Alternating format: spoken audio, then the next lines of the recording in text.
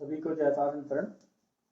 अखिल भारतीय तारण प्रण जैन युवा सभा के तत्वाधान में संचालित आओ चले तारणमी पाठशाला के अंतर्गत हम और आप श्री ज्ञान समुच्चय सारजी ग्रंथ के माध्यम से 4 ध्यान का प्रकरण चिंतन में ले रहे हैं।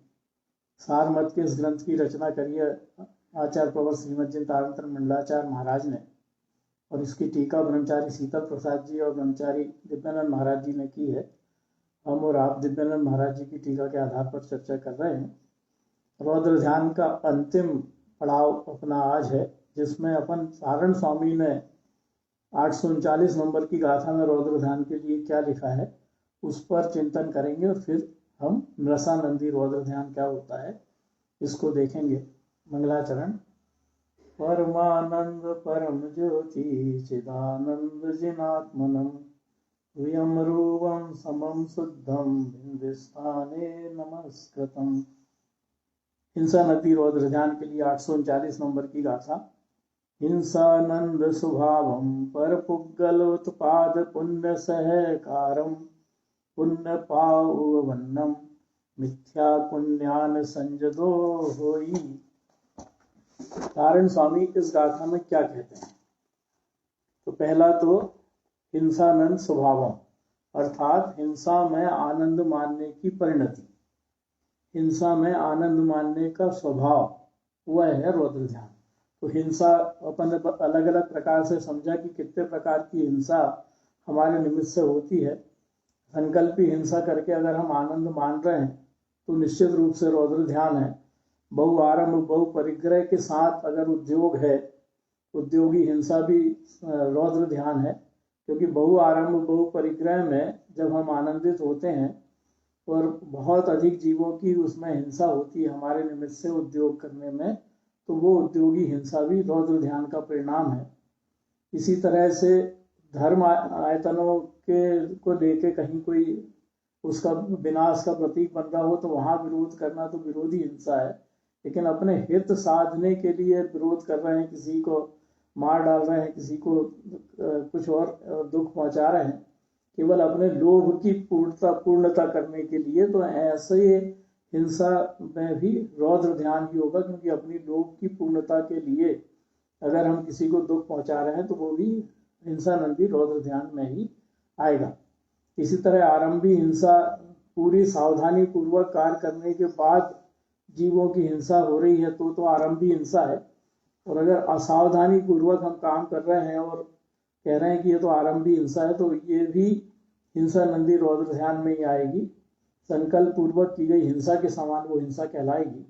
तो ऐसी चारों प्रकार की हिंसा में अगर हमारे भीतर प्रमाद के भाव हैं, सावधानी नहीं है, तो वो सारी की सारी, और उसमें हम प्रसन्न हो रहे हैं तो वो संकल्प पूर्वक की गई हिंसा ही कहलाएंगी।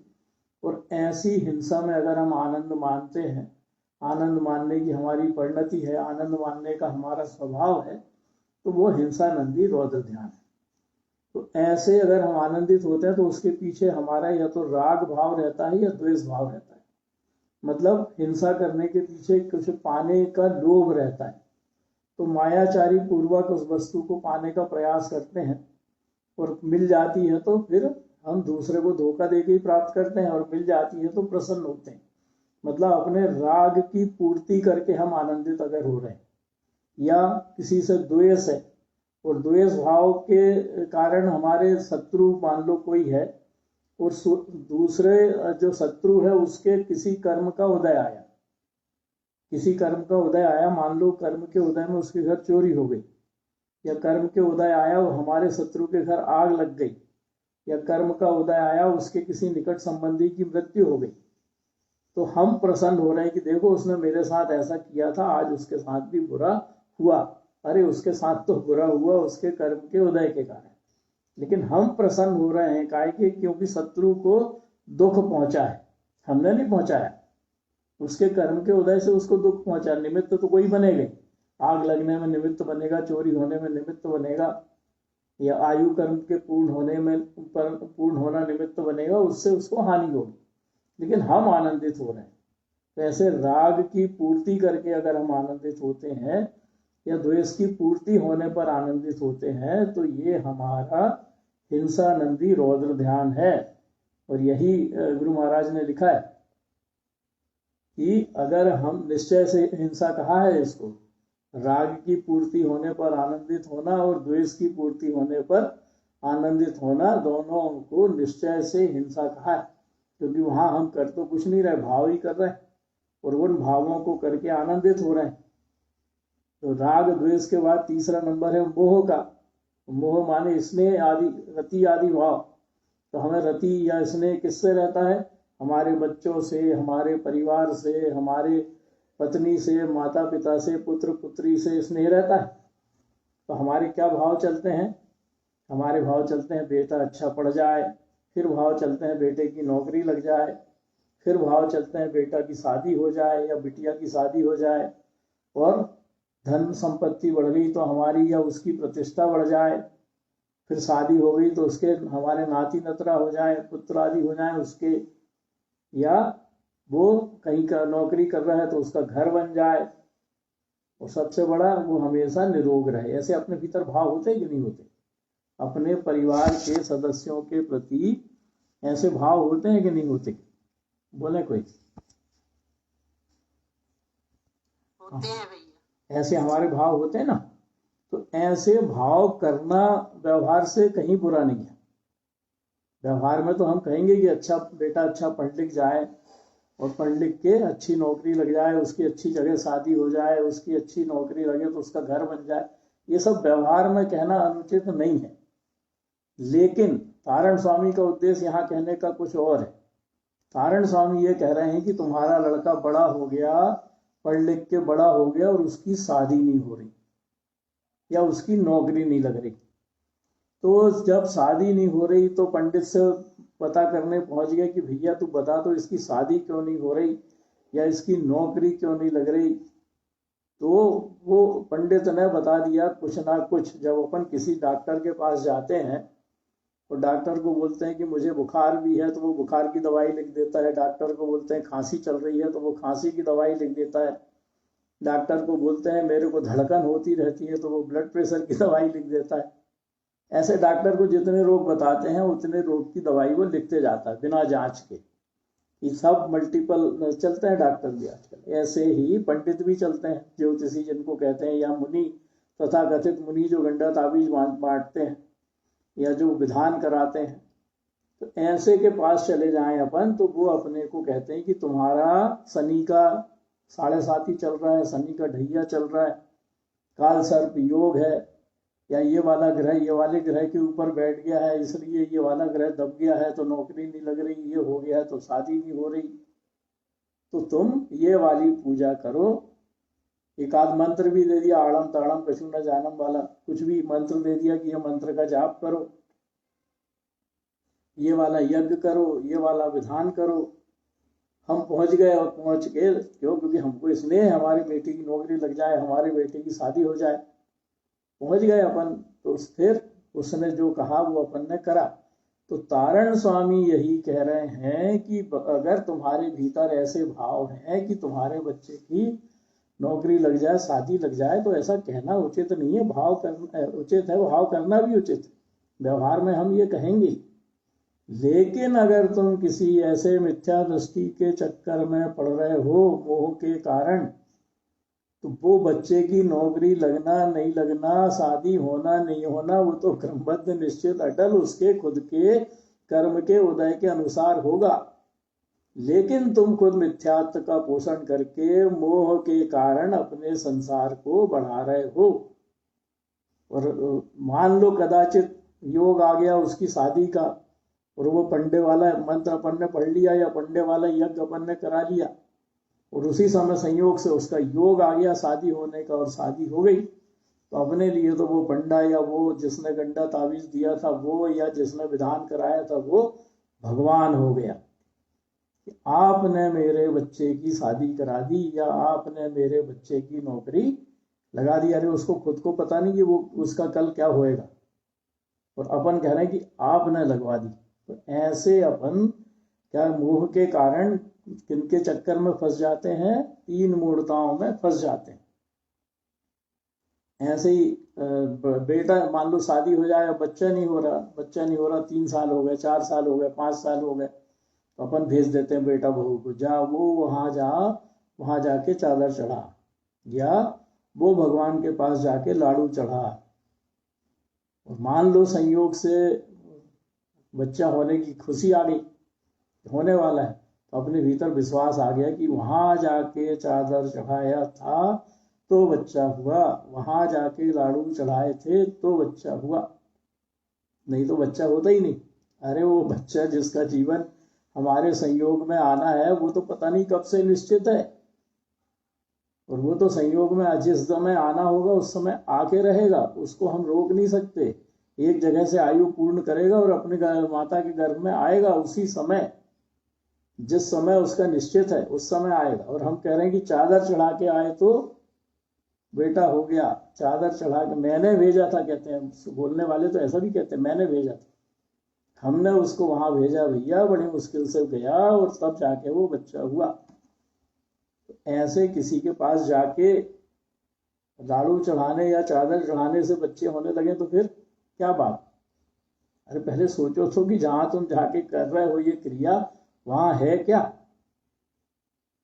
सारे पुद्गल वहां पर परमाणु इकट्ठे होके स्कंद बन के बैठे हैं, और उन पुद्गल परमाणुओं को तुम भगवान बना दिए, और 3 मूर्ताओं में फंस के प्रसन्न भी हो रहे हैं। प्रसन्न होके 3 मूर्ताओं में फंस के प्रसन्न होके किसका संसार बढ़ा रहे हैं? अपने ही संसार तो बढ़ा रहे हैं। तो ऐसे अगर हम मिथ्या दृष्टि हो जाते हैं और मिथ्या दृष्टि होके प्रसन्न होते हैं, मेरे बच्चे की नौकरी लग गई, मेरे बच्चे की शादी हो गई, मेरे बच्चे के बच्चे हो गए, तो ये गुरु महाराज ने लिखा है कि ये मिथ्या दृष्टि हिंसानंदी रौद्र ध्यानी है, मिथ्या पुण्यान संजदो होई। ऐसे मिथ्यात्व का पोषण करने वाले और आनंद मानने वाले मिथ्या दृष्टि हिंसानंदी रौद्र ध्यानी है, क्योंकि उन्होंने क्रियाओं में मान लिया, क्रियाओं में की क्रिया करके मैंने अपना काम साध लिया, और वो क्रियाओं में कितने जीवों की हिंसा करी, विधान करके कितने जीवों की हिंसा करी, यज्ञ करके कितने जीवों की हिंसा करी, और कुछ करके उसको तो देखा ही नहीं, और हिंसा करके प्रसन्न हो रहे हैं कि उस क्रिया को करने से मेरे घर में बेटा आ गया, अरे वाह। तो ऐसे मिथ्या दृष्टि को हिंसानंदी रौद्र ध्यानी कहा है गुरु महाराज ने। और इसी तरह ऐसी क्रियाएं प्रतिष्ठा पाने के लिए भी करते हैं और आनंदित होते हैं, प्रतिष्ठा मिल जाए तो भी होता है ना। हमें ये फला मुनिराज बहुत अच्छे से पहचानते हैं, हमें फला मुनिराज बहुत अच्छे से जानते हैं, हमारी तो उनके साथ रोज बैठक होती है, वो कहाँ जा रहे हैं, कहाँ उनका विहार हो रहा है, ये हमें उसके विहार करने के पहले से पता लग जाता है। क्यों? क्योंकि हम हैं कुछ भी, हम हैं किसी भी समाज के तारणपंथी हैं, लेकिन हमने उनके कहे अनुसार हमारे घर में विधान कराया, हमने उनके कहे अनुसार जितना उनने कहा था उस अनुसार हमने दान दिए, तो वो हमको पहचानते हैं, हमारे वो तो बिल्कुल ऐसे निकट है कि तुम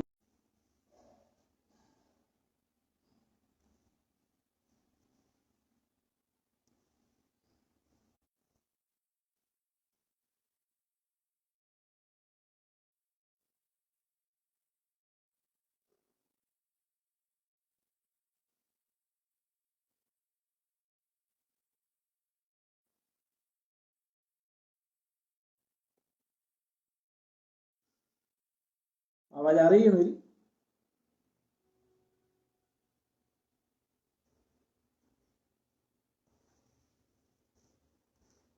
आ रही है मैम जी। तो इस तरह से अगर हम ऐसा करते हैं कि मिथ्या दर्शन का पोषण, मिथ्यात्व का पोषण करके और हिंसानंदी रौद्र ध्यान करके प्रसन्न होते हैं, तो तारण स्वामी कह रहे हैं कि भैया इससे बचो, क्योंकि ऐसा करके तुम अपना ही नुकसान करोगे। तो इस तारण स्वामी ने जो कहा हिंसानंदी रौद्र ध्यान के बारे में, इसको कुछ इसमें किसी को कुछ कहना हो तो कहें, फिर अपन चलते हैं अब दूसरे रौद्र ध्यान मृषानंदी रौद्र ध्यान की ओर।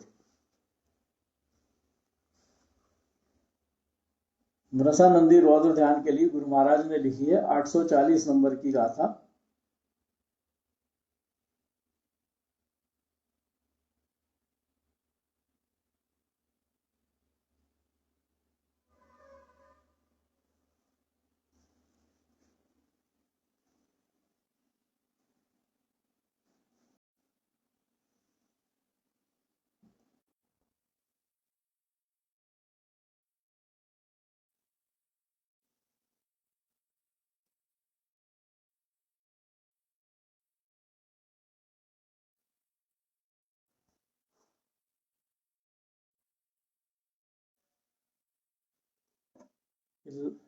नेटवर्क चले जाने से व्यवधान आ गया था थोड़ा सा।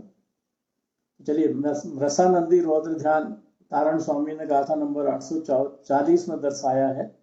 अपन गाथा का वांचन करते हैं। अनृत दृष्टि स्वभावम अनृत पिच्छन्ति नृतम तिक्तम च अनृत सतनंद सरोद्रम रौद्र ध्यानेन नरैवा सम्मी।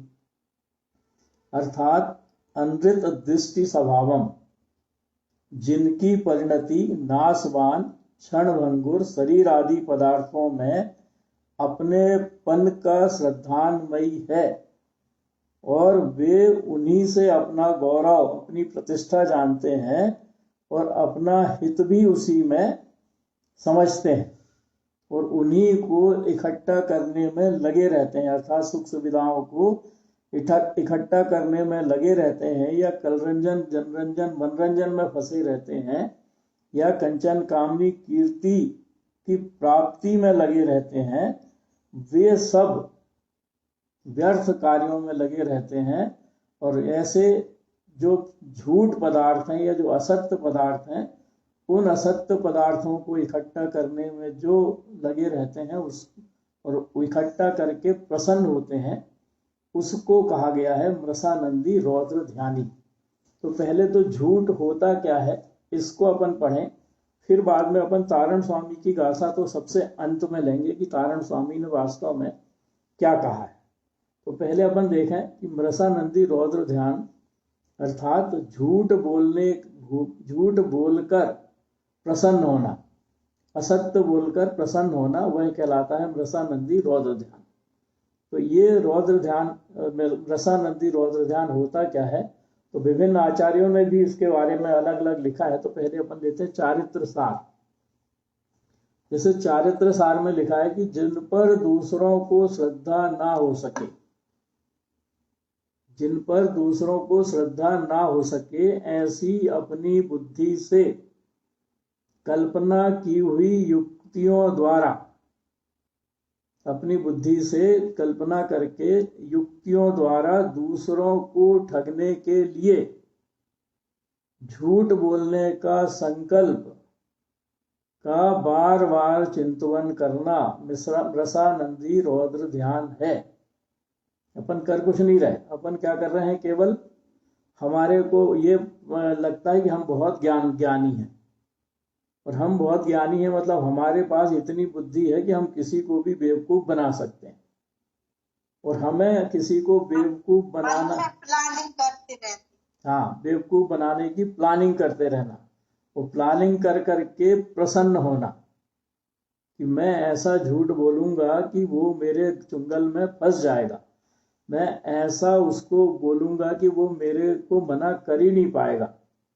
ऐसा प्लान करना बार बार, और बार बार प्लान करके आनंदित होना, उसको कहा है मृषानंदी रौद्र ध्यान।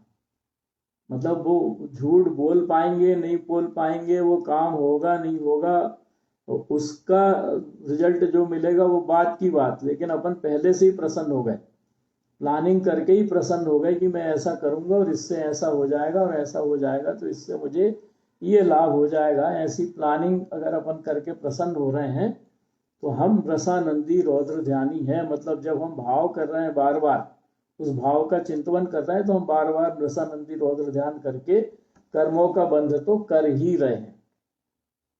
जब झूठ बोलेंगे तब बोलेंगे, लेकिन झूठ बोलने की प्रैक्टिस अंदर में कर करके भी डरा रहता ना आदमी, भयभीत रहता है कि मेरा झूठ पकड़ा ना जाए, तो बार बार प्रैक्टिस करता है वो, मैं ऐसा मुंह बना के बोलूंगा, मैं ऐसा ऐसे शब्दों का चयन करूंगा, मैं ऐसा बोलूंगा, इस तरह की जो प्लानिंग चिंतन उसका चलता रहता है। और फिर वो खुद पे प्रसन्न होते रहता है कि वाह मेरे भीतर इतना ज्ञान है, इस कारण से मैं ऐसा चिंतन कर पा रहा हूं, और ऐसा झूठ बोलने की प्रैक्टिस करके आनंदित होना रसानंदी रौद्र ध्यान। इसी तरह ज्ञानार्णव में लिखा है कि जो मनुष्य असत्य झूठी कल्पना करके, भाई किसी को बेवकूफ बनाने की कल्पना झूठी कल्पना ही है, तो ऐसे असत्य झूठी कल्पना करके पाप रूप मैल, अर्थात जो भावना अपन कर रहे हैं उस भावना से मलिन चित्त होकर जो कुछ भी चेष्टा करता है उसे निश्चय से मृषानंदी रौद्र ध्यानी कहते हैं। वही परिभाषा यहाँ पर दूसरे शब्दों में लिखी है कि हम अपने मन में ही झूठी कल्पना कर लें, और झूठी कल्पना करके अपन वैसी भावना करें कि दूसरे को हमें धोखा देना है या झूठ बोल के उसको प्रसन्न करना है, चाहे जनरंजन का काम हो, किसी को भी प्रसन्न करने का काम हो। जैसे मेरा किसी नेता से मुझे काम निकालना है, और उस नेता का नेचर मुझे पता है कि उस नेता को मिठाई बहुत पसंद है, तो अब मैं उसको प्रसन्न करूं तो मिठाई की चर्चा करूंगा तो निश्चित रूप से वो प्रसन्न हो जाएगा। मैंने जिन जिन मिठाइयों को कभी चखा नहीं है उन मिठाइयों के गुणगान मैं कैसे करूंगा, ये मैंने प्रैक्टिस करनी शुरू कर दी। क्यों कर दी शुरू? मैंने मिठाइयों के नाम याद कर लिए, क्योंकि मेरे को तो ज्ञान है, ज्ञान का क्षयोपम अच्छा है, तो मिठाइयों के नाम याद कर लिए, अलग अलग जगह की कौन सी मिठाई प्रसिद्ध है उसका मैंने याद कर लिया, और भैया जी के सामने गया, नेताजी के सामने, और वहां जाके मिठाइयों का ज्ञान जितना मैंने इस कल्पना में इकट्ठा किया था वो उड़ेल दिया पूरा जाके। भैया जी प्रसन्न हो गए।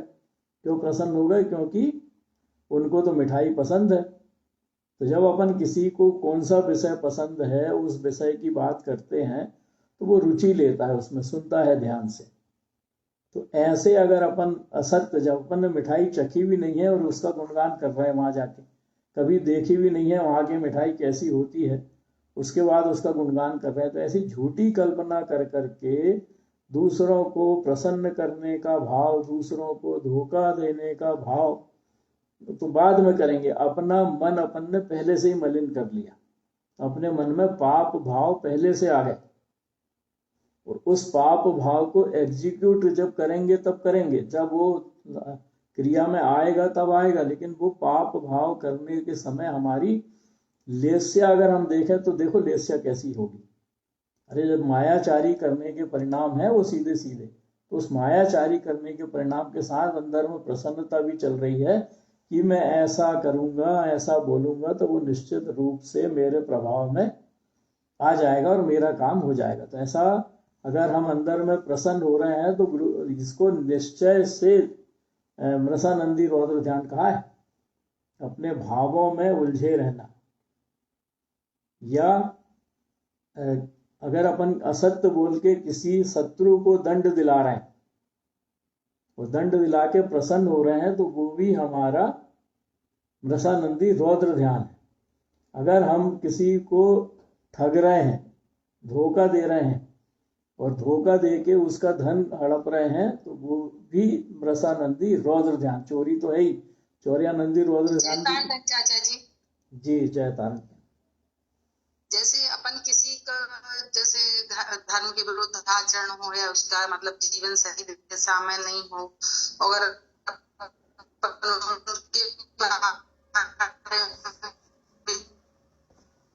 आवाज कट रही है आपकी, आवाज कट रही, फिर से बोलें एक बार। आवाज कट रही है जी, फिर से बोलें।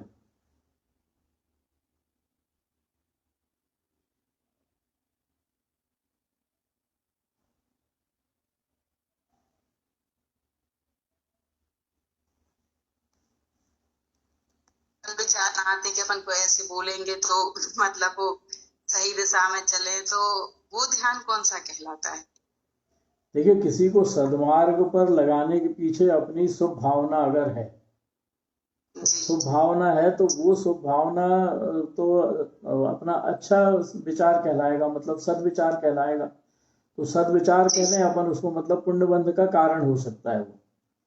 वो ध्यान कौन से ध्यान में आता है कि मतलब अपने को बार बार आता है कि अपन को ऐसे बोलना चाहिए या ऐसे कि मतलब वो अपनी बात समझ भी जाए और उसका जीवन भी सुधरे, तो अपन जैसे ये विचार करते हैं तो ये कौन सा मतलब उसमें आता है? उसके पीछे राग भाव है, और राग भाव होने के कारण वो धर्म ध्यान तो नहीं कहलाएगा, क्योंकि अपने भीतर कर्ता बुद्धि हो गई कि मैं कहूंगा तो वो सुधर जाएगा, ऐसा राग अपने भीतर है, तो वो धर्म ध्यान तो नहीं है।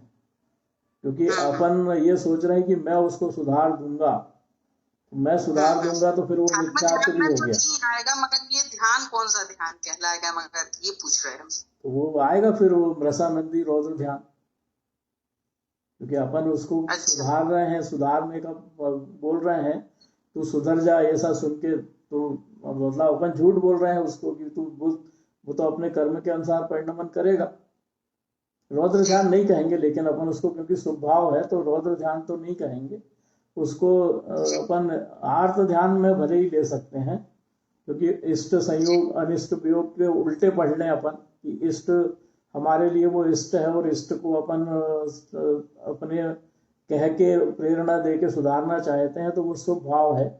पर उसको धर्म ध्यान मेरे ख्याल धर्म ध्यान तो नहीं कहेंगे, क्योंकि राग वहां पर घुसा हुआ है। धर्म ध्यान तो नहीं है उसमें, मगर तो फिर भी आर्त अपना ध्यान अपन श्रावक कह सकते भूमिका में, हैं, आर्त ध्यान कह सकते हैं। भूमिका में ये भाव तो आते ही हैं, जैसे हाँ, लेकिन है वो पुण्य का कारण, मतलब ऐसे भाव तो आते ही। उसको पुण्य का कारण माने अपन। अगर ऐसे भाव अपने आ रहे हैं तो वो पुण्य बंध ही कराएगा, पाप बंध नहीं कराएगा। जैसे अपन इष्ट वियोग के कारण आर्त ध्यान करते हैं तो उसको इष्ट संयोग के कारण आर्त ध्यान कहने चलो, क्योंकि उतने विस्तृत घुसने की बजाय इष्ट संयोग के कारण आर्त ध्यान कह रहे हैं कि हम उसको सुधारना चाहते हैं, तो हम उसमें सुधारने नहीं सुधरा हुआ है, उसका दुख अपने भीतर है, वो गलत मार्ग पे चल रहा है, उसका दुख अपने भीतर है, तो वो दुख होने के कारण उसको आर्त ध्यान में ही कहलाएगा बंदी, आर्त ध्यान ही आएगा। लेकिन अगर शुभ भाव है तो शुभ भाव के कारण पुण्य का बंध भी होगा।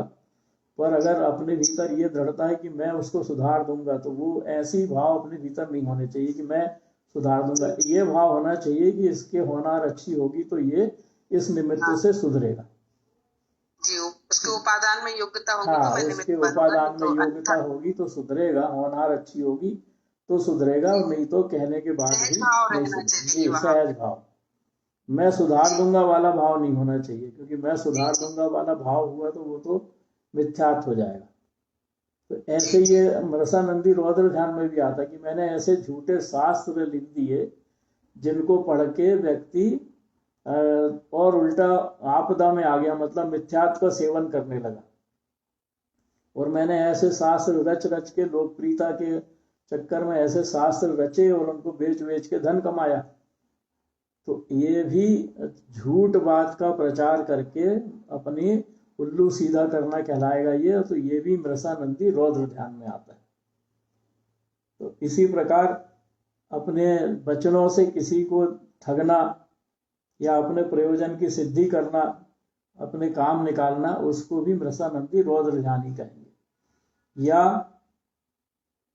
कार्तिकेय अनुप्रेक्षा में जैसा लिखा है आचार्य ने कि जो मनुष्य दूसरों की विषय सामग्री को हरने के लिए माया जाल रचता है, एक तो वो चौर्यानंदी रौद्र ध्यान हो जाएगा हरने के कारण।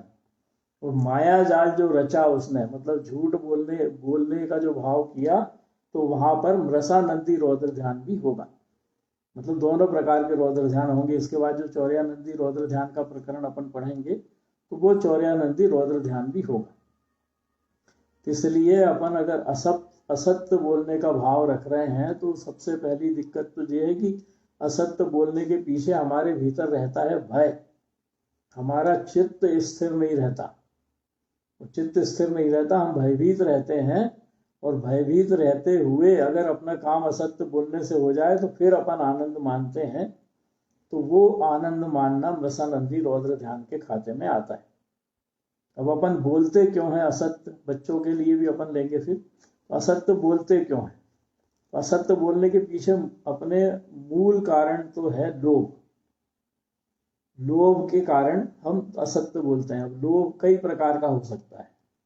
लौकिक घर में भी अपन लोभ करते हैं, दुकानदारी में भी लोभ करते हैं, नौकरी में भी लोभ करते हैं, अपने शरीर के पोषण के लिए भी लोभ करते हैं, शरीर के इंद्रिय विषय भोग भोगने के लिए भी लोभ करते हैं। तो इन लोभों की पूर्ति के लिए अर्थात अपना स्वार्थ सिद्ध करने के लिए हम झूठ बोलते हैं, और अगर स्वार्थ सिद्ध हो जाए तो हम आनंदित भी होते हैं। तो ऐसे अपने स्वार्थ सिद्ध करने के लिए लोभ के वशीभूत होकर अगर हम ऐसा करते हैं तो हम रसानंदी रौद्र ध्यानी हैं। और वो लोभ कोई सा भी हो सकता है। इस पर्सन जी का विषय भोगना है मुझे, तो मैं जिसके निमित्त से भोगना चाहता हूँ उसको पता नहीं क्या क्या झूठ बोलूंगा, उसके रूप का गुणगान करूंगा, उसके अन्य चीजों का गुणगान करूंगा, उसके परिवार का गुणगान करूंगा, जैसा भी मतलब मैं उसको प्रभावित कर पाऊँ। किसी बड़े आदमी से मुझे अपना स्वार्थ सिद्ध करना है तो उस बड़े आदमी के गुणगान करूंगा, उसे जो पसंद है वैसी बात करूंगा, उसे जो पसंद है वो उसको खाने के लिए ले जाऊंगा। तो ऐसे हम लोभ की पूर्ति के लिए ना जाने कितने प्रकार के झूठ बोल जाते हैं और आनंदित होते हैं अगर अपना काम हो जाए तो। या भय के कारण भी हम असत्य बोलते हैं। भय के कारण माने मान लो किसी कोई हमारे, जैसे एक मुनिराज की कथा कहानी भी आती है उसमें, तो मान लो हमारे को हमने किसी को कोई गलत कार्य करते देख लिया, और जिसको हमने गलत कार्य करते देखा वो बहुत बलशाली आदमी है। उस बलशाली आदमी ने हमें कहा कुछ नहीं, केवल घूर के देख लिया। तो घूर के देखने ही उसका इतना पर्याप्त हो गया कि हम भयभीत हो गए कि अगर हमने इसके बारे में किसी को बताया तो ये हमें नुकसान पहुंचाएगा। तो अब अगर हमसे कोई पूछे कि तुम वहां पर खड़े थे, तुमने देखा था, क्या तुमने इस आदमी को ये काम करते देखा है, तो अपन मुकर जाते हैं कि नहीं हमने नहीं देखा, जबकि अपन को मालूम है कि उसने क्या किया, लेकिन हम मुकर जाते हैं। तो ऐसे भय के कारण भी कि हमारे ऊपर कोई विपत्ति ना आ जाए तो हम असत्य बोल जाते हैं। और असत्य बोल के अगर ये विचार आ जाए कि बच गए भैया, तो वो आनंद जो हमारे भीतर बच गए भैया वाला आनंद आ रहा है, वो आनंद कहलाएगा रसानंदी रौद्र ध्यान।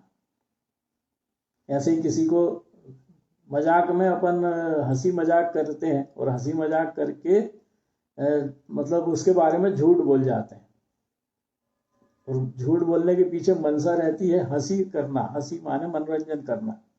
लेकिन हम ये नहीं सोचते कि उस मनोरंजन के कारण उस व्यक्ति को जिसके प्रति हम गलत बात कह रहे हैं उसको कितनी ठेस लग रही, ये विचार नहीं करते। वो कटाक्ष करके बोलते हैं, व्यंग्यात्मक भाषा में बोलते हैं, और व्यंग्यात्मक भाषा में बोल के और मनोरंजन करते हैं। मतलब सच्ची बात भी कह दी और मजाक भी कर लिया। तो ऐसे सच्ची बात मतलब सच्ची बात अपने हिसाब से सच्ची बात, अपने को पता है नहीं कि वो आदमी के भीतर ये गुण है कि नहीं, या दोष ये वाला दोष है कि नहीं, लेकिन अपन उसके क्योंकि मजाक करेंगे तो गुण का बखान तो करते नहीं है, दोष का बखान करते हैं, और वो दोष का भी बखान द्वेष भाव के कारण करते हैं। तो उसके दोष गिना के, उसके दोष की चर्चा करके, और हम सोचते हैं कि हमने उसका मजाक उड़ाया और प्रसन्न होते हैं अंदर से, जबकि वो दोष उसमें है ही नहीं। तो ऐसे अगर अपन करते हैं तो फिर हम रसानंदी रौद्र ध्यानी है। इसी प्रकार क्रोध में आके किसी को दुर्वचन अगर अपन बोल रहे हैं, तो वो दुर्वचन बोल के उसका दिल दुख रहा है, जिसको अपन बोल रहे हैं उसका दिल दुख रहा है, मतलब वो दुखी हो रहा है। तो ऐसे दुर्वचन बोलना भी असत्य संभाषण कहा जाता है। और अगर हम किसी का दिल दुखा के प्रसन्न होते हैं तो वह भी रसानंदी रौद्र ध्यान है। ये हिंसानंदी रौद्र ध्यान तो है ही, रसानंदी रौद्र ध्यान भी कहा है उसको, दूसरे को अपशब्द बोल के दिल दुखाना। तो दोनों रौद्र ध्यान आ जाएंगे। जी बहन जी। जैसे अपन अपने बच्चे को डांट रहे मार रहे तो उसका दिल तो दुख रहा है, भले ही भाव वो व्यवहार हो गया बहन जी, स्नेह का भाव, उसको सुधारने का भाव। और गलती करे तब उसको डांट रहे हैं तो कहीं कोई दिक्कत नहीं है, व्यवहार में ऐसा करना भी पड़ेगा, वो उचित है। और वो व्यवहार में ऐसा करके अपन प्रसन्न नहीं होते, बच्चे को मार के अपन दुखी होते हैं कि आज इसको मैंने मारा जी, तो वो तो रौद्र ध्यान नहीं है जी। ये नहीं आएगा मतलब। हाँ भैया, अपन प्रसन्न कहाँ हो रहे हैं? अपने बच्चे को मार के कोई प्रसन्न होता है क्या? पूछो आप अपनी कोई, आप तो माँ है, आप सोचो खुद ही कि कोई माँ अपने बच्चे को मार के प्रसन्न नहीं होती। नहीं मतलब ये भाव है, बच्चा दुखी हुआ तो फिर मतलब अपने को अपना सुधारने का भाव है उसको जी। लेकिन अपन दूसरे के बच्चे को मार के प्रसन्न होते हैं। अपना बच्चा किसी से लड़के आया हो और वो बच्चा अपने घर आ जाए तो अपन उसकी चोटियां काट लेंगे, उसको मारेंगे और उसको मार के प्रसन्न होंगे कि चलो मेरे बच्चे ने इससे बदला नहीं ले पाया, मैंने ले लिया। तो उस बच्चे को जो दुख होगा वो दुख दोनों में आ जाएगा, हिंसा नंदी रौद्र ध्यान में भी और मृषा नंदी रौद्र ध्यान में भी। क्योंकि अपन ने पूछा ही नहीं उस बच्चे से कि तूने सही में मेरे बच्चे को मारा तो क्यों मारा, अपने भीतर तो केवल उसको दुख पहुंचाने की भावना थी। तो ऐसा अगर होगा तो निश्चित रूप से मृषा नंदी रौद्र ध्यान। तो ऐसे ही दूसरों को डराने वाले, द्वेष उत्पन्न कराने वाले, क्लेश विवाद बढ़ाने वाले वचन करना, पैशून्य जो अपन कहते हैं ना, चुगली करना, दो लोगों के बीच में चुगली करके उल्टा सीधा बोल के और लड़वा दिया दोनों को, और दोनों की लड़ाई देख के प्रसन्न हो रहे हैं अपन, तो वो मृषा नंदी रौद्र ध्यान। हिंसा नंदी तो है ही है, मृषा नंदी रौद्र ध्यान भी है। क्योंकि यह अपन दूसरों की गुप्त बात प्रकट कर दें, और कोई गुप्त बात प्रकट होने पर तो कई लोग आत्महत्या भी कर लेते हैं। जैसे अपन ने किसी को भय दिखा दिया कि तूने ये किया है, मैं सारे लोगों को बता दूंगा कि तूने ये किया है, वो इतना भयभीत हो जाता है कि मेरे इस कृत्य के कारण मेरी बेइज्जती होगी, तो वो आत्महत्या तक कर लेता है, इतना दुखी हो जाता है वो। तो ऐसा अगर अपन करते हैं तो ये हिंसा नंदी रौद्र ध्यान तो है ही, मृषा नंदी रौद्र ध्यान भी इसको कहा है। क्योंकि 5 प्रकार के अपन पढ़ते हैं, मिथ्या उपदेश करना, दूसरों के रहस्य उजागर करना, रहोसो व्याख्यान, कूटलेख क्रिया करना, मतलब कपट पूर्ण ऐसे लेख लिखना जो सही नहीं हो, या जाली दस्तावेज बनाने का काम। इसी तरह न्यासापहार, दूसरों की धरोहर हमारे पास रख गया, हमने दे ही नहीं रहे। या साकार मंत्र भेद, किसी की गुप्त बात जान के इशारे से दूसरे के सामने प्रकट कर देना। तो ऐसे 5 प्रकार के इसके मृषा नंदी रौद्र ध्यान होने के कारण भी कहे गए। मिथ्या उपदेश माने सम्यक तो क्या है, सम्यक तो वो अपन समझ रहे हैं, लेकिन अपन ने ऐसा उपदेश किया कि उसे हमने 3 मूर्ताओं में फंसा दिया। ऐसा उपदेश किया कि उसको 6 अनायतन के जाल में फंसा दिया। ये मंत्र पढ़, ये वाले भगवान को पूज। और कोई बहुत परेशान है, मान लो कई जीव है संसार में, तो चर्चा भी आई थी आज, नाना जीवा नाना कम्मा। ये संसार में अनंत जीव हैं, सब जीवों के अनंत अनंत कर्म अपने अपने हिसाब से सबने बांधे हैं। वो सब जीवों के कर्म अलग अलग बंधे हैं और अलग अलग उदय में आते हैं, और उनके अलग अलग उदय में आने पर उस अनुसार उस जीव की परिणति होती है। कोई इतना दुखी रहता है कि उसको सुख का नामो निशान नहीं रहता, कोई लौकिक इतना सुखी रहता है कि उसको लगता है कि मेरे से सुखी कोई नहीं, लौकिक सुख। तो कोई इतना धनी रहता है कि उसके पास धन संपत्ति आना बंद नहीं होती, और कोई इतना गरीब रहता है कि उसके पास धन संपत्ति आती ही नहीं है, और मध्य में तो सब है ही। तो ऐसे नाना जीव संसार में है, और उन सबके अपने अपने कर्म के उदय हैं, और उन कर्म के उदय अनुसार उनका परिणमन चल रहा है।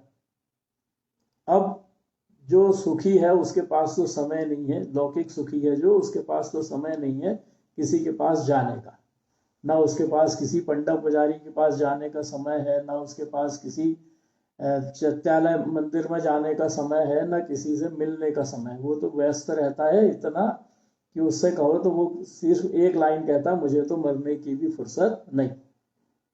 इतना व्यस्त रहता है जो सबसे ज्यादा लौकिक सुखी, धन संपत्ति का अथाह धन संपत्ति का मालिक। दूसरा वो जो बहुत गरीब है, तो जो बहुत गरीब है उसको तो रोजी रोटी की चिंता है कि मैं आज कमाऊंगा नहीं तो खाऊंगा क्या। तो सुबह से काम पे निकलता है और शाम को काम से लौटता है और तब जाके उसको भोजन नसीब होता है। तो उसे भी समय नहीं है काय के लिए, किसी पंडा पुजारी के पास जाने के लिए या किसी मंदिर मठ आदि जाने के लिए।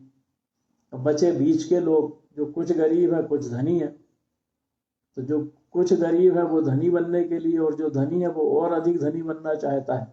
तो ऐसे लोग फिर जाते हैं किनके पास, उनके पास समय होता है किनके पास जाने का, पंडा पुजारी के पास जाने का, फला भगवान के पास जाने का कि ये भगवान के पास चले जाओ, घर में रोज लड़ाई होती रहती है तो चलो उन भगवान का विधान कराने, लड़ाई होना बंद हो जाएगी। ये चलो संकट आ रहे हैं लगातार घर में तो संकट दूर करने के लिए संकट दूर करने वाले भगवान के पास चलो, या बच्चे नहीं हो रहे घर में तो बच्चे देने वाले भगवान के पास चलो, या काल सर्प योग चल रहा है, शनिचर चल रहा है तो शनिचर दूर करने वाले भगवान के पास चलो। ऐसे भगवान के पास जाते हैं वो, और जो उनको जाने का मार्ग दिखाते हैं, ऐसे भगवानों के पास जाने का मार्ग दिखाते हैं, वो वास्तव में उन जीवों को तीन मूर्ताओं में फंसाते हैं। और मार्ग दिखा के अगर ऐसे हम उनको मोक्ष मार्ग से दूर करने में निमित्त बन रहे हैं तो ऐसा उपदेश देना मिथ्या उपदेश कहलाता है, जो मृषानंदी रौद्र ध्यान के खाते में आता है। इसी प्रकार रहोभ्याख्यान, दूसरों के रहस्य को उजागर करना। किसी ने अपने को बहुत कॉन्फिडेंस से अपने दुख दूर करने के हिसाब से कि चलो मैं किसी से ये बात बांट लूं तो हो सकता है मेरा दुख कुछ कम हो जाए, तो इस अपेक्षा से अपने को कोई बात बताई और अपने मन में उस व्यक्ति को नीचा दिखाने की भावना थी। वो अपन भले ही अपन उसको ऊपर से मित्र है प्रकट कर रहे थे या निकट संबंधी प्रकट कर रहे थे, लेकिन अंदर में उसके प्रति हमारे भीतर द्वेष भाव भरा था। तो उस द्वेष भाव में उसने खुद ने अपने को उसका गुप्त रहस्य बताया और अपन ने उस गुप्त रहस्य को दूसरों के सामने उजागर कर दिया। तो ये रहस्य का अपन ने व्याख्यान कर दिया। तो ऐसे रहस्य को बताने पे हो सकता है वो व्यक्ति मरण को भी प्राप्त हो जाए, आत्महत्या जैसे कृत्य कर ले, और हम प्रसन्न हो रहे हैं कि हमने उसकी गुप्त बात को बता के उसको नीचा दिखा दिया। तो इस तरह से अगर हमारे परिणाम हैं और नीचा दिखा के आनंदित होते हैं तो ये मृषानंदी रौद्र ध्यानी है। अपन बिना नील लेस्या के नहीं होते ऐसे परिणाम, कापोत भी नहीं, नील लेस्या होती है कम से कम। तो ऐसे परिणाम अगर अपने भीतर हैं और ऐसा अगर अपन करते हैं तो हमें सचेत हो जाना चाहिए कि कोई अगर हमें अपनी गुप्त बात बता रहा है तो बतानी नहीं है, और किसी की अनजाने में भी गुप्त बात हमें पता लग जाए तो हमें क्या करना भैया, किसी की निंदा नहीं करेंगे तब तो हम उपगुहन अंग का पालन करेंगे। हमारा लक्ष्य है मोक्ष प्राप्त करना है और दूसरों के रहस्यों को उजागर करने में लगे हैं, दूसरों के रहस्य उजागर करके उनकी निंदा हो, ऐसा हमारा प्रयास है, तो हम कहाँ से मोक्ष मार्गी हो गए। हम तो उपगुहन अंग भी ढंग से नहीं पाल रहे हैं, तो अभी सम्यक दर्शन तो बहुत दूर की बात। तो ऐसे हमें रसानंदी रौद्र ध्यान से बचना चाहिए। इसी तरह कूट लेख क्रिया, जैसे झूठी गवाही देने जाते हैं तो जाली दस्तावेज बना के ले जाते हैं, तो ऐसे जाली दस्तावेज अगर बनाने का काम करके अपन प्रसन्न हो रहे हैं, होता ना जो वकील आदि रहते हैं वो दूसरों के जाली दस्तावेज बनवाते हैं और जाली दस्तावेज बना के धनराशि लेते हैं, और वो धनराशि लेके प्रसन्न भी होते हैं।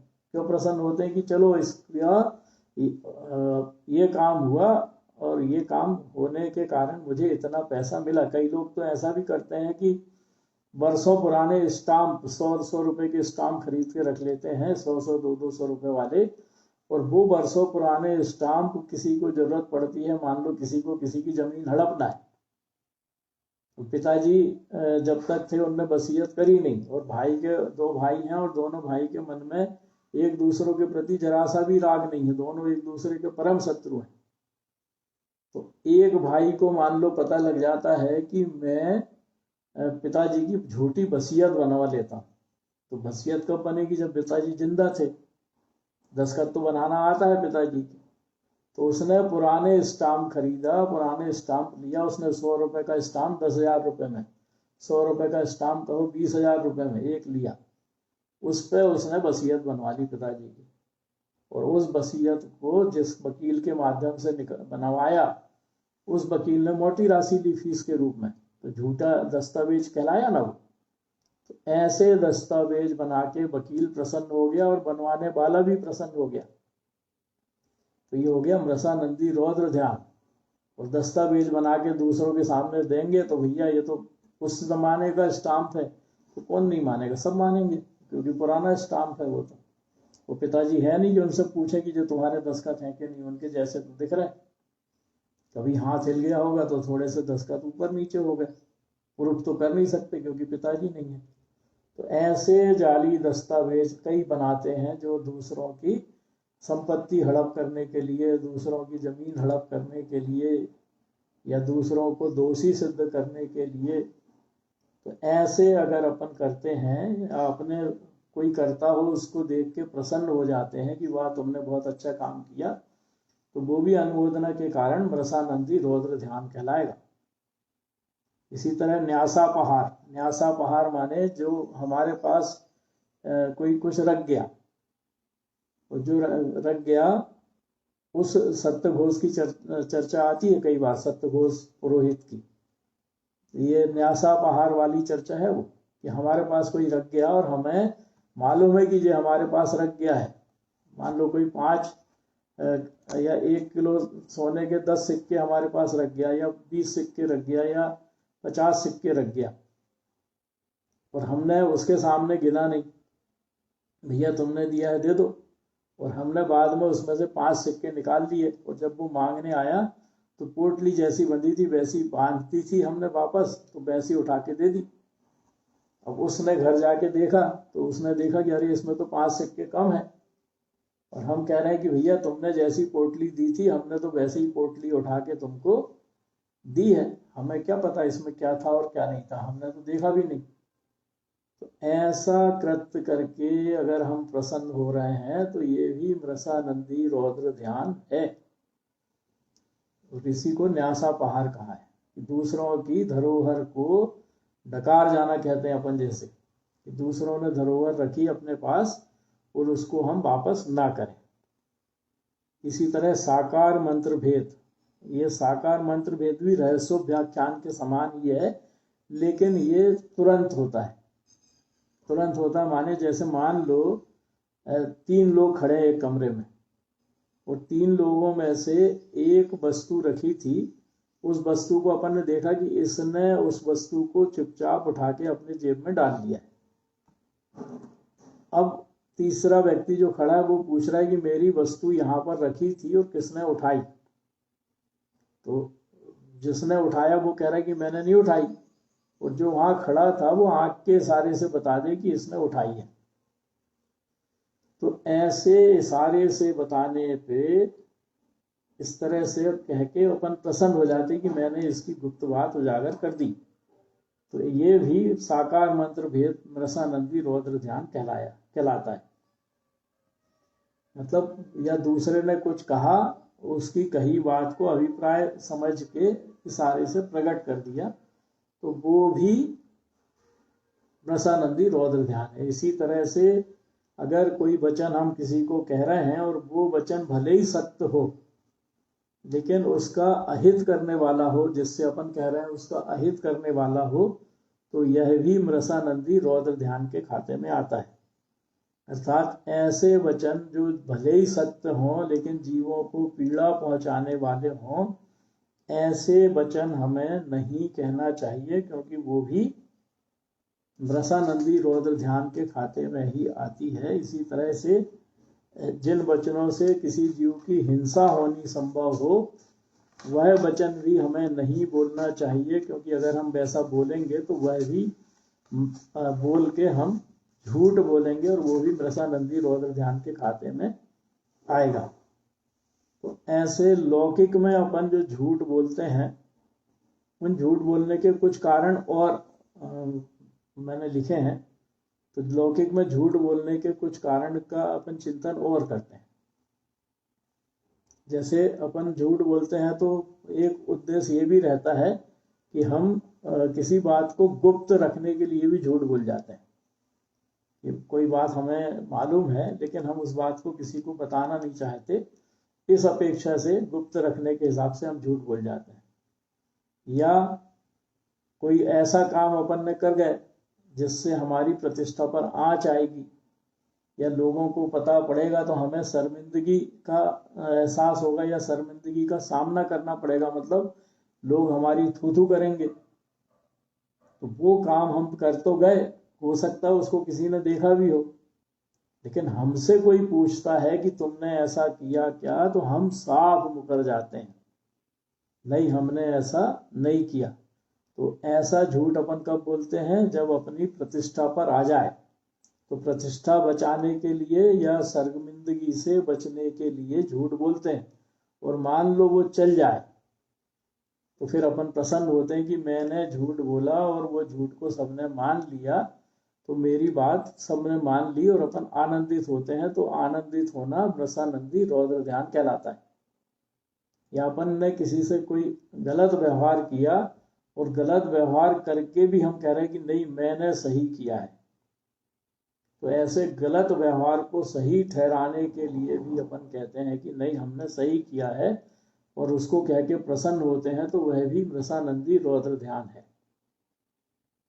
कभी कभी अपन दो लोगों के झगड़े में कौन पड़े, तो वो झगड़े से बचने के लिए या जिम्मेदारी से बचने के लिए भी झूठ बोल जाते कि भैया हमको नहीं पता। अपने सामने कोई घटना हुई हो, उस घटना से साफ मुकर जाते कि हमें नहीं पता, हमने नहीं देखा, तो उसके लिए भी अपन झूठ बोल जाते हैं। या कभी कभी हमसे किसी ने कोई झूठ बोला जिसके कारण हमारा नुकसान हुआ, तो वो हमारा बन जाता है शत्रु। तो उस शत्रु से बदला लेने के लिए भी अपन उस पर झूठे आरोप लगा देते हैं ताकि उसकी प्रतिष्ठा पे आंच आए या उसको दुख हो। तो ऐसे भी अपन झूठ बोल देते हैं। या लालच के कारण झूठी गवाही देने पहुंच जाते हैं कि किसी ने कहा कि तुम्हें इतने रुपए मिलेंगे, तुम ये जाके बोल दो कोर्ट में, तो फिर वहां जाके अपन ने झूठी गवाही दे दी, काय में लालच के चक्कर में। तो ऐसे लोभ के कारण भी अपन झूठ बोल जाते हैं। या किसी को खुश करने के लिए तो अपन झूठ बोलते ही हैं। क्या करते हैं अपन, भैया आप तो बहुत सुंदर हो, आप तो बहुत ज्ञानी हो, आप तो बहुत अच्छे धंधा करते हो, आप तो ये हो, आप तो वो हो। क्यों? क्योंकि हम उसकी प्रशंसा करके अंदर में उसको प्रसन्न करना चाहते हैं। तो अगर लौकिक में अपन ऐसी प्रशंसा करते हैं और अपने भीतर केवल प्रशंसा करने का ही भाव है तो वो बुरा नहीं है, लेकिन हम लौकिक में उसकी प्रशंसा बाहर से तो कर रहे हैं और अंदर में मान रहे हैं कि कहाँ इस झूठे आदमी की मुझे प्रशंसा करनी पड़ रही है। तो फिर ये हो गया मन में कुछ वचन में कुछ, मतलब मायाचारी का परिणाम। और फिर अपना काम उस आदमी से निकल जाए तो काम निकलने के बाद उसकी बदनामी भी करने से नहीं चूक रहे।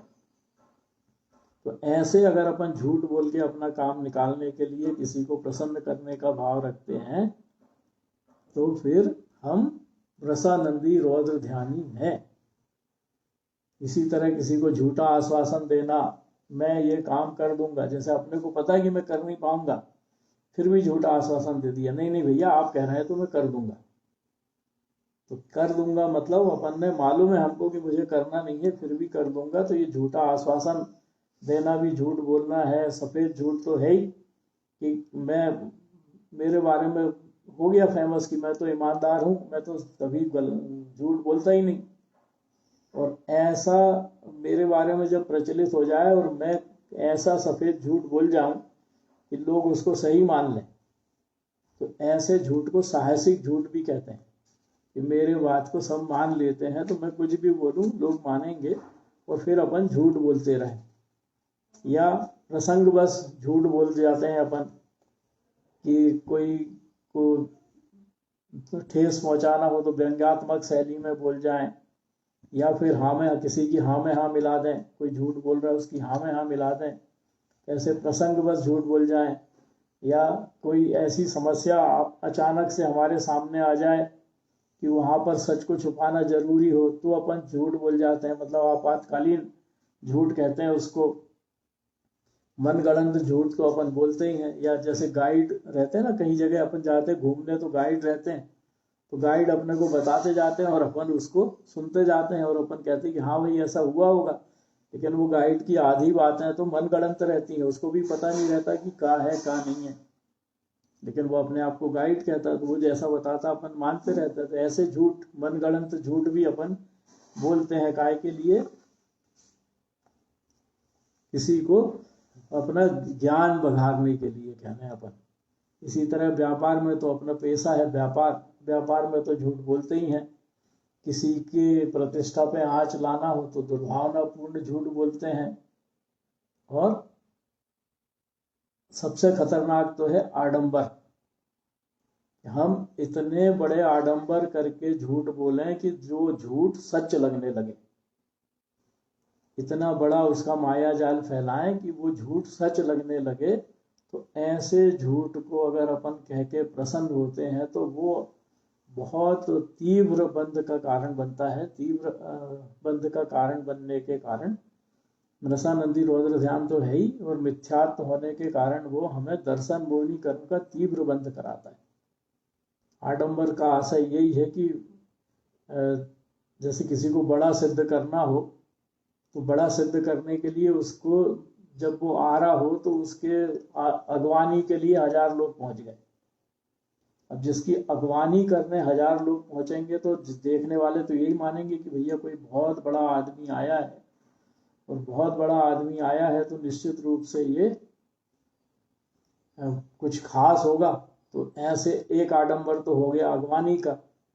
फिर जहां वो किसी बात को कहने वाला है उस बात को सुनने वालों का इंतजाम कर दिया, लाखों लोगों की भीड़ इकट्ठी कर ली।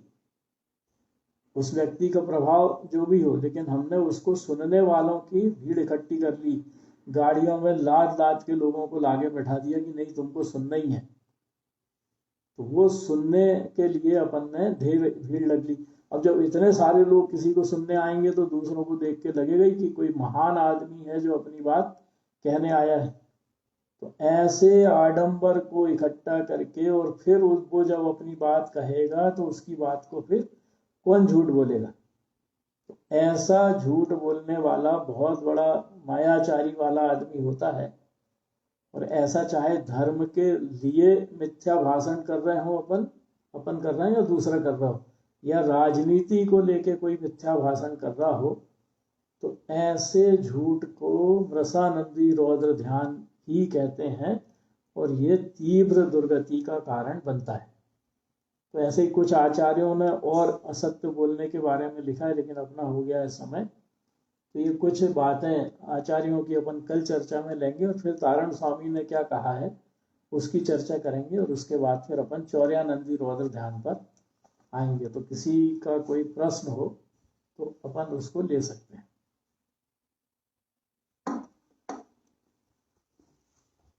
चलिए स्तुति लेते हैं जी। बोल रहा है कोई?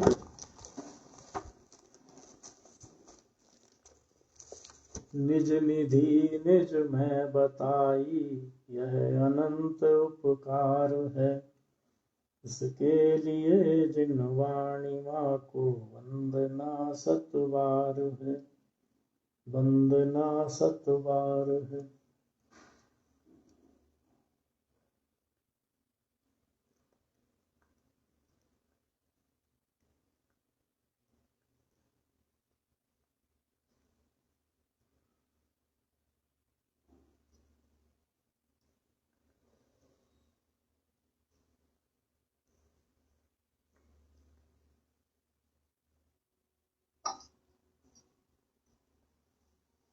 बोलिए श्री